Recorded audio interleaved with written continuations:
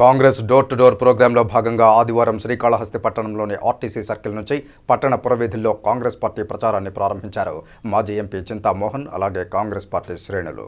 ఈ సందర్భంగా మాజీ ఎంపీ చింతామోహన్ మాట్లాడుతూ కేంద్రంలో రాష్ట్రంలో అవినీతి పరిపాలన కొనసాగుతోందని, ఆ ప్రభుత్వానికి స్వస్తి పలికేందుకు కేంద్రంలోనూ రాష్ట్రంలోనూ కాంగ్రెస్ ప్రభుత్వానికి ప్రజలు పట్టం కట్టాలని ఆయన పిలుపునిచ్చారు.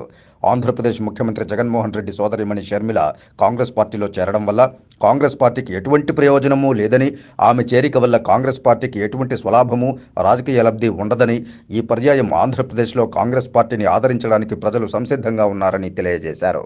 రేణిగుంట నుంచి కాళహస్తికి వచ్చేటప్పుడు పరిపాలన ఎలా ఉందో తెలిసిపోతా ఉంది.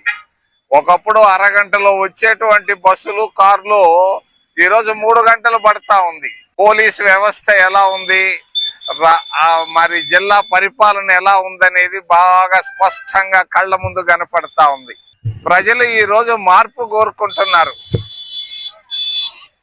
కాంగ్రెస్ రావాలి అని చాలా సంపూర్ణంగా కోరుకుంటున్నారు. నేను దాదాపుగా ఈచ్ఛాపురం నుంచి చిత్తూరు దాకా తిరిగాను, చూస్తున్నాను. పరిస్థితుల్లో చాలా మార్పు వచ్చింది.